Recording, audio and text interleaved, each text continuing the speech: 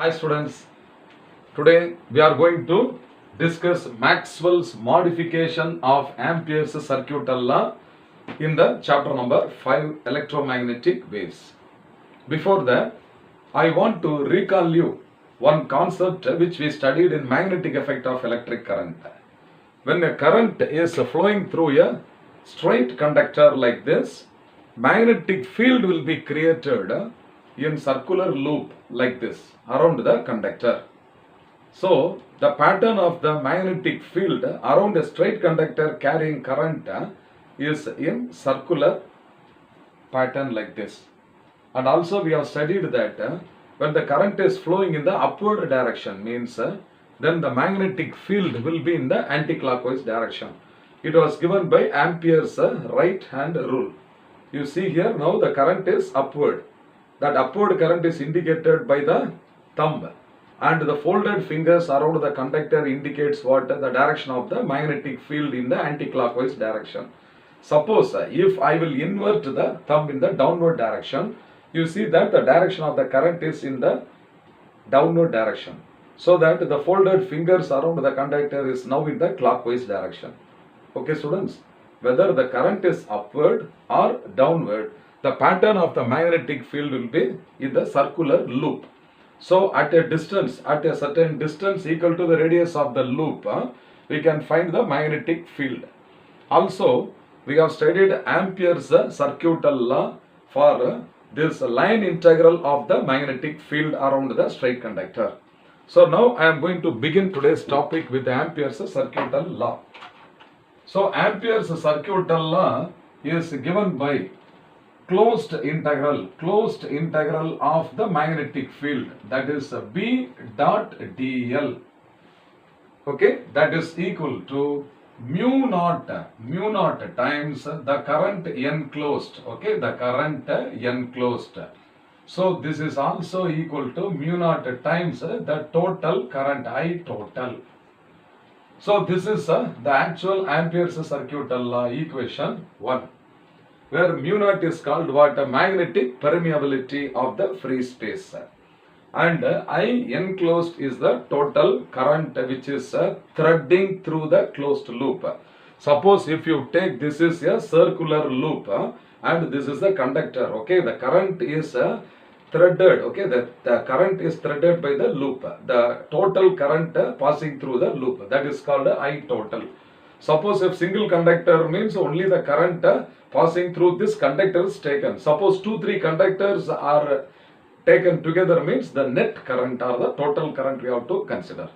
So this is the actual Amperes Circuital Law, which states that the line integral of the magnetic field B dot dl is equal to mu naught times the current enclosed or the current threading through the area bounded by the circular loop. Area bounded by the circular loop. Okay. But this law is true only for some cases, and it is not consistent. It is not true for some other circuits. It was challenged by Maxwell. You know that Maxwell has proposed a new theory of light called electromagnetic theory of light.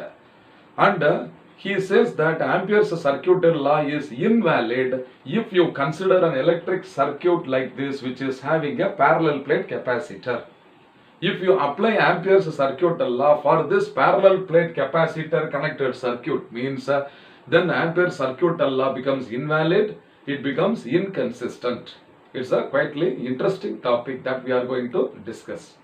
So for that, we all will consider a circuit consisting of a parallel plate capacitor. Okay, so I will take one plate is X, the other plate is Y. The plate X is connected to the positive of a battery, and the plate Y is connected to the negative of a battery of potential difference V volt. The moment you connect a battery across the two plates of a parallel plate capacitor, the charges will start to flow. How? This is because the positive of the battery connected to the plate X will pull the electrons out of the metal. So the electrons are flowing out of the metal X up to the positive terminal of the battery. As a result, a conventional current called conduction current will flow in a reverse direction, that is from the positive terminal. So from the positive terminal, the conventional current will flow up to this plate X. So this current is denoted by the symbol IC. That is called conduction current. Here it is convection current also we can say. But you cannot expect any current flowing in this space.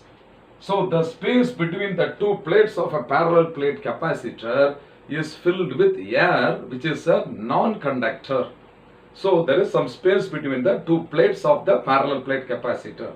So the conduction current cannot flow from the plate X to the plate Y. Is it not?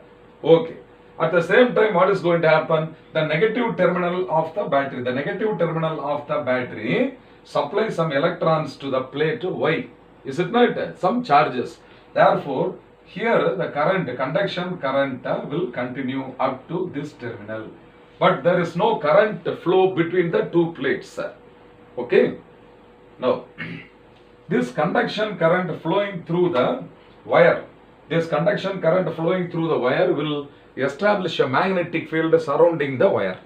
See, it is like this. You take, this is a straight conductor. Okay, this is a straight conductor, and there will be a magnetic field in the form of a circular loop like this. Around the conductor there is a magnetic field like this.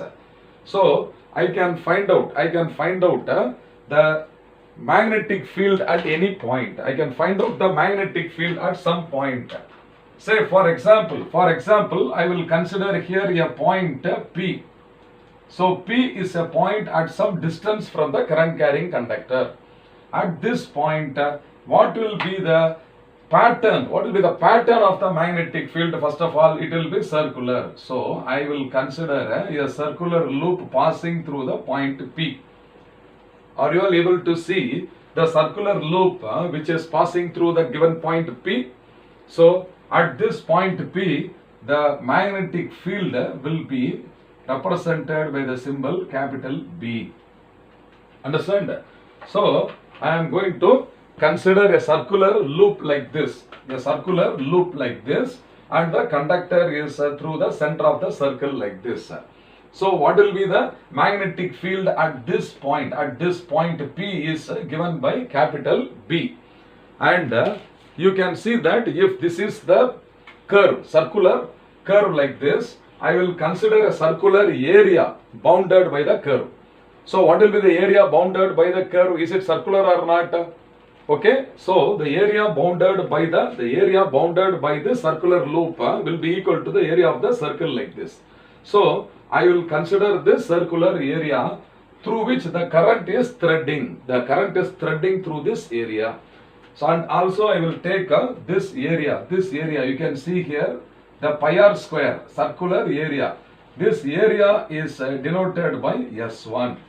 So that through this area, okay, S1, the current, conduction current IC is passing. So current IC is passing through which area? S1. Okay, S1, that is bounded by this curve.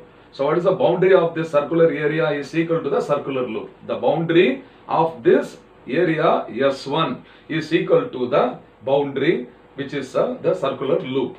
Okay, and now for this circuit, if I will write Amperes Circuit Law for the first circuit, means then this is a closed integral B dot dl. Okay, for the surface S1. Okay, for this surface S1, this is equal to mu naught times. What is the actual current threading that closed loop?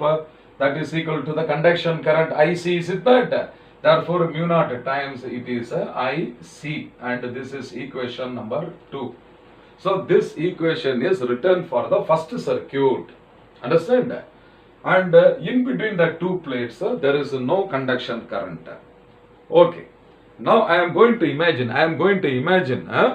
another surface area. Instead of this circular area bounded by the curve, I will consider another area like this. I will consider another area, the bowl shape, okay? The bowl shape or balloon shape or hemispherical shell like this, which is also having the same boundary, which is also having the same boundary. You see here, it is also having the same boundary.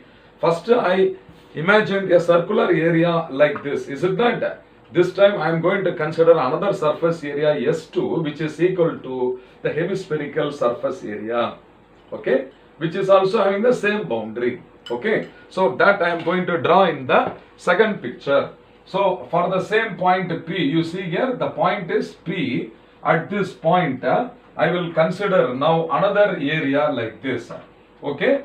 So you will see here this time the area is hemispherical like this.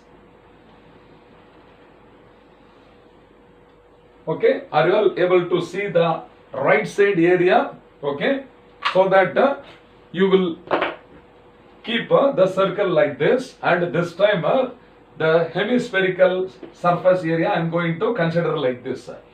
So that what will happen? No, this surface area, okay, is hemispherical, and that is denoted by S2. This time what is going to happen is very interesting. You will see that the current IC is passing up to the plate X, and there is no conduction current beyond this plate X. But our surface area S2 is here. It is kept beyond the plate X. So there is no current touching the bowl. Can you see that the current is not touching the bowl?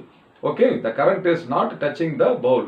That means there is no current passing through this surface area S2. No current is passing through the surface area S2. It will be like this. Understand? It will be like this. So, I am going to write Amperes Circuital Law for this second diagram. For the second diagram, the same Amperes Circuital Law, if I write, means a closed integral B dot dl over the closed surface area S2, that is equal to mu naught times 0, that is equal to 0. This is equation 3. Why the right hand side is equal to 0 for the second circuit? Because through the surface S2, no current is passing through. It stops at the plate X itself. Beyond X, there is no current.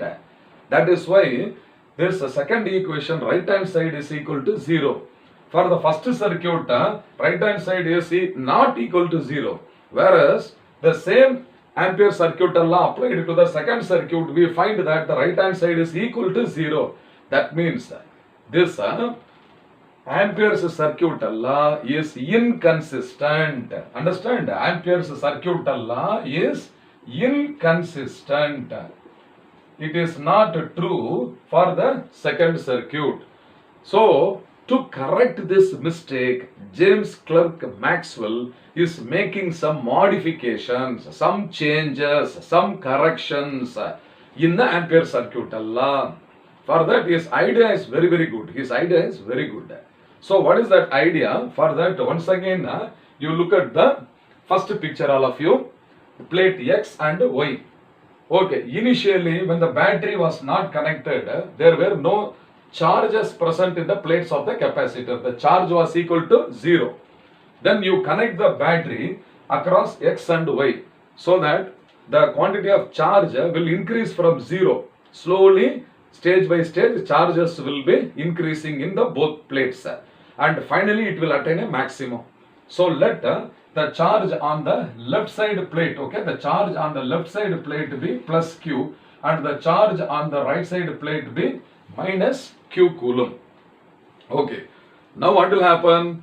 From 0 coulomb to maximum Q coulomb, the charge is continuously increasing. As a result, an electric field will be established in the space between the two plates. An electric field. So, let us take that the electric field is established between the two plates like this. So, it is denoted by the symbol E.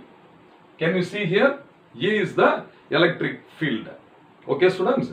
So, now whenever there is an electric field, I can say that electric flux is flowing from one plate to the other plate. This electric flux is given by Gauss law. We have studied Gauss law. So from Gauss law, okay, from Gauss law, the electric flux, okay, from Gauss's law, the electric flux is given by phi E is equal to integral, closed integral E dot dA. Suppose you take the area of each plate is pi r square, that is denoted by A. A is the area of the circular plate. So that this will become what? E into A. And this is equal to 1 by epsilon naught times the net charge enclosed. So this also is equal to what? Q by epsilon naught. Q by epsilon naught. So we have already studied in electrostatics that the electric flux phi E is equal to Q by epsilon naught. Or Q is equal to what? Epsilon naught into phi E. So Q is now equal to epsilon naught into phi E. Okay. So this is another equation number 4. This is from Gauss law. Now I said when the battery was not connected, no charge were present on the two plates. Q was equal to 0. Then when I connected the battery, immediately the charge does not become the maximum. Is it not?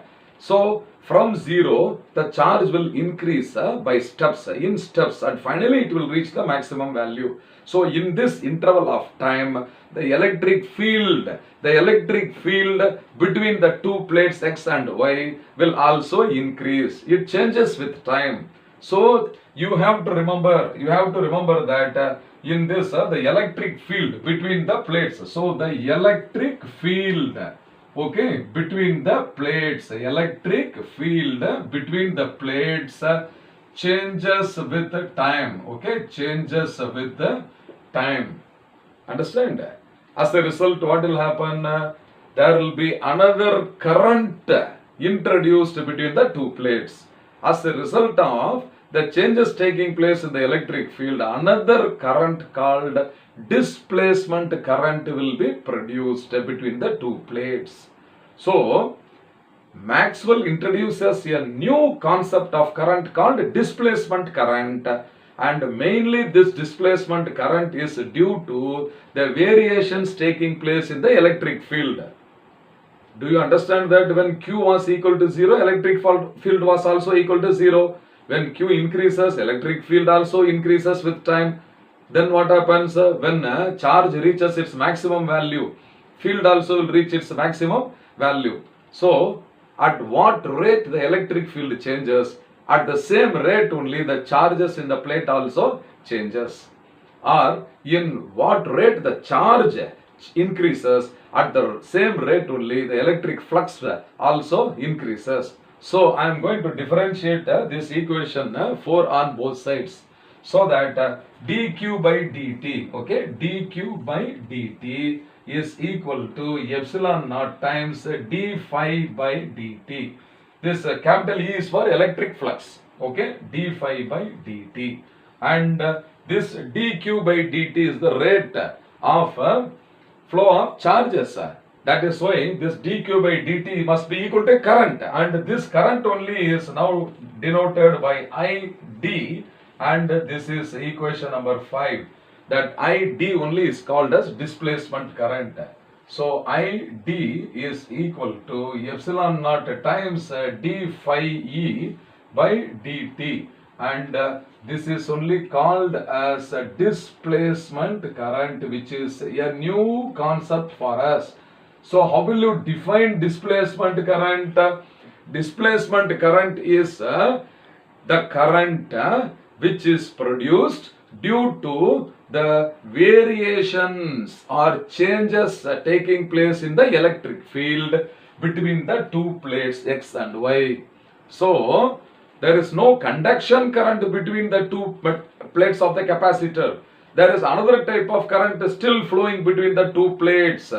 That is called as displacement current.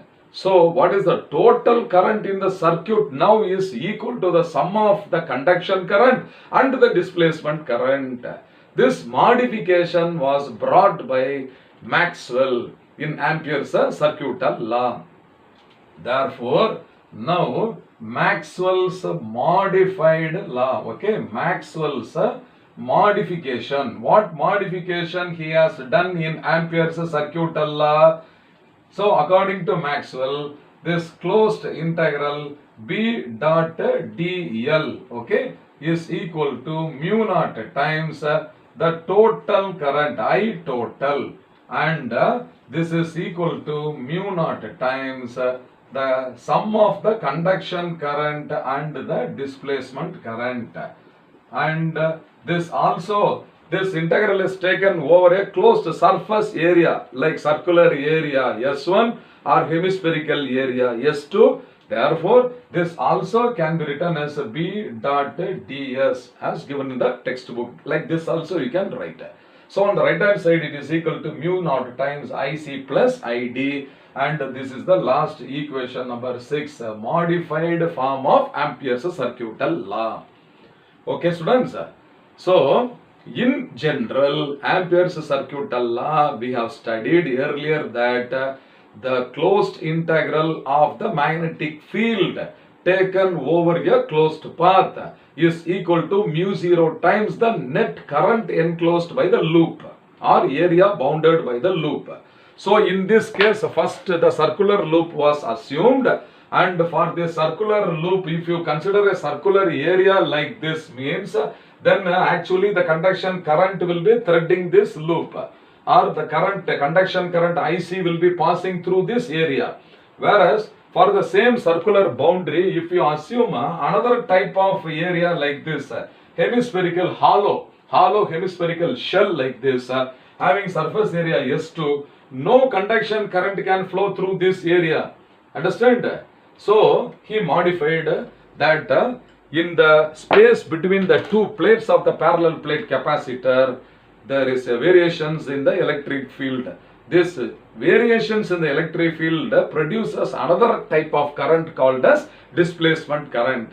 And now Amperes Circuital Law is rewritten by Maxwell in a new form, and that is Maxwell's modified equation. So integral B dot dl or line integral B dot ds taken over a surface, okay, is also equal to mu 0 times the net current, which is equal to the sum of the conduction current and the displacement current.